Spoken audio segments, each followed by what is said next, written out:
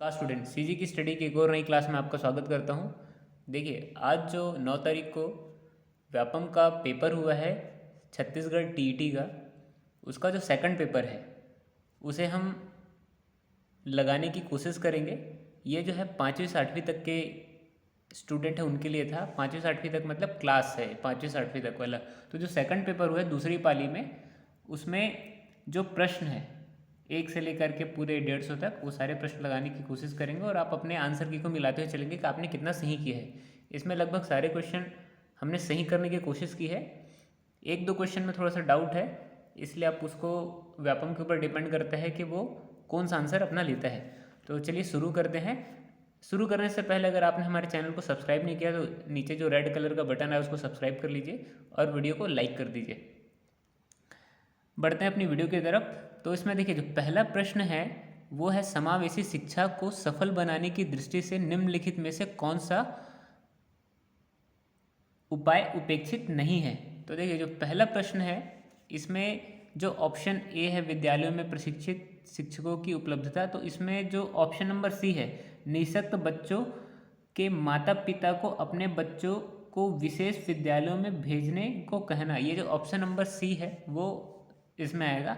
अगला जो प्रश्न उसको देखते हैं, समावेशी कक्षा में सामान्य बालकों के लिए निम्नलिखित में से कौन सा सकारात्मक पक्ष हो सकता है।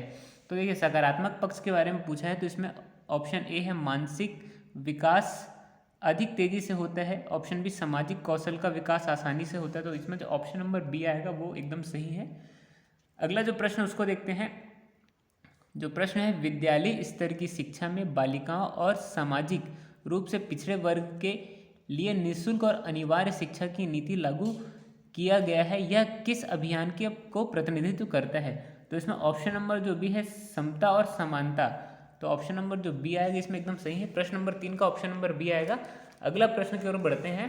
अगला जो प्रश्न है उसको देखते हैं, एक विशेष आवश्यकता वाली भाषा कक्ष आदर्श है, कक्षा आदर्श है। तो इसमें जो है ऑप्शन नंबर सी आएगा, सभी प्रकार के शिक्षार्थियों को एकीकृत करता है। तो ये जो ऑप्शन नंबर इसमें सी रहेगा, प्रश्न नंबर 4 का ऑप्शन नंबर सी या तीसरा ऑप्शन, ठीक है। अगला जो प्रश्न उसको देखते हैं, सूक्ष्म शिक्षण के भारतीय मॉडल में लगने वाला कुल समय, तो इसमें ऑप्शन नंबर जो सी है 36 मिनट, ये एकदम सही है। अगला जो प्रश्न है उसको देखते हैं, 6वां नंबर, यदि शिक्षक को कक्ष के कोई समस्यात्मक बच्चा मिल जाए तो उसे क्या करना चाहिए। तो इसमें जो ऑप्शन है, बच्चों को तुरंत घर भेज देना चाहिए, बच्चे की तरफ ध्यान नहीं देना चाहिए, बच्चों को दंडित किया जाना चाहिए, और ऑप्शन नंबर डी जो है, बच्चे को परामर्श प्रदान करना चाहिए। जिसमें ऑप्शन नंबर डी आएगा, डी जो है एकदम सही 6वें नंबर प्रश्न का। अगला जो प्रश्न है, ज्ञान के सभी विभिन्न मॉडलों के उदाहरण समझना, याद रखना, अनदेखा करना, कल्पना करना, तर्क करना को शामिल करने के लिए सामान्य शब्दों में क्या कहते हैं। तो इसमें जो 7वां नंबर प्रश्न है उसका ऑप्शन नंबर बी आएगा, बुद्धि।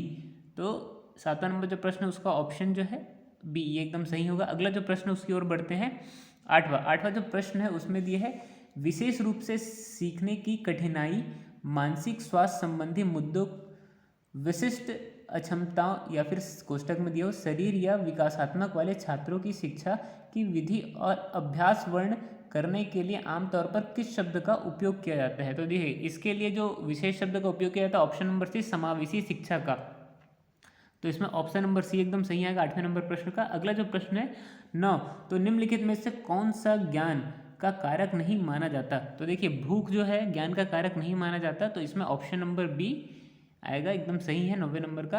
और 10वां नंबर जो प्रश्न, निम्नलिखित में से कौन सी पद्धति निम्न दृष्टि बालकों की पहचान कराने की पद्धति नहीं है।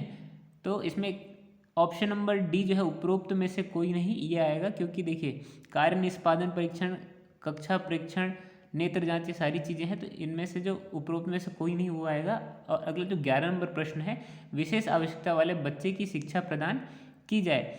तो विशेष आवश्यकता वाले बच्चों की शिक्षा प्रदान की जाने उसका ऑप्शन है, ऑप्शन नंबर ए है, अन्य समान बच्चों के साथ विशेष विद्यालयों में विशेष बच्चों के लिए विकसित विधियों द्वारा, विशेष विद्यालयों में विशेष विद्यालयों के विशेष शिक्षकों द्वारा। ठीक है, विशेष आवश्यकता वाले जो बच्चे हैं उसमें थोड़ा सा मेरे को डाउट था, लेकिन इसमें ऑप्शन नंबर ए आना चाहिए। लेकिन अब व्यापम इसमें क्या लेता है उसको थोड़ा सा देखेंगे कि व्यापम इसमें क्या लेता है। तो अगला जो प्रश्न उसको देखते हैं हम। प्रश्न क्रमांक 12, निम्न में से किस कौशल के पूर्ण ज्ञान की परीक्षा आती है? तो देखिए ऑप्शन नंबर बी इसमें एकदम सही है, परिचय का कौशल। परिचय का कौशल जो है वो पूर्ण ज्ञान की परीक्षा में आती है। अगला जो प्रश्न है उसको देखते हैं 13 नंबर, निम्नलिखित में से कौन सा बालक के विकास पर प्रभाव डालता है? देखिए समाज, परिवार, विद्यालय, ये सभी जो हैं बालक के विकास पर प्रभाव डालते हैं। 14वां नंबर जो प्रश्न है, शरीर का विकास का संबंध निम्नलिखित में से होता है। तो 14 नंबर जो प्रश्न है इसका जो ऑप्शन नंबर बी एकदम सही है, बुद्धि से। शरीर का विकास का संबंध बुद्धि से होता है। अगला जो प्रश्न है, वह कौन सी वस्तु है जो व्यक्ति के जीन्स के अतिरिक्त प्रत्येक वस्तु को प्रभावित करती है? तो जो वह कौन सी वस्तु है जो व्यक्ति के जीन्स के अतिरिक्त प्रत्येक वस्तु को प्रभावित करती है? तो इसमें आएगा वातावरण। देखिए उपरोक्त सभी भी आ सकता था, लेकिन यहाँ पे वातावरण एकदम सही आंसर है। अगला जो प्रश्न है 16 नंबर, प्रभावशाली छात्र है। ऑप्शन नंबर ए जरूरतों के प्रति मुखर नहीं।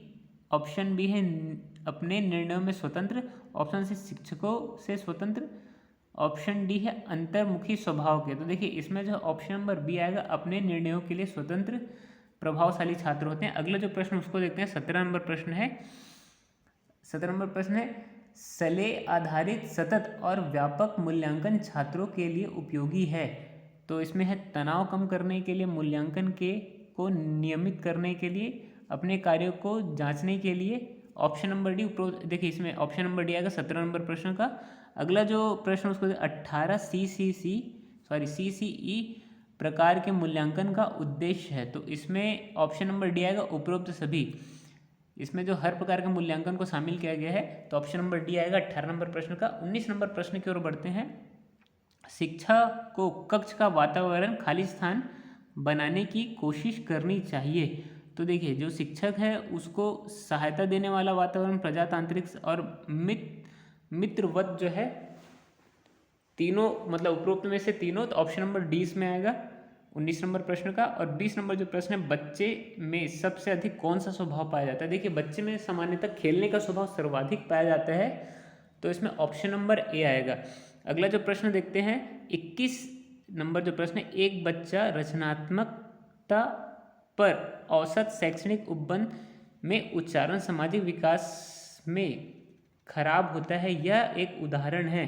तो देखिए यहाँ पर थोड़ा सा कन्फ्यूजनेबल है, तो इसमें ऑप्शन नंबर बी आना चाहिए,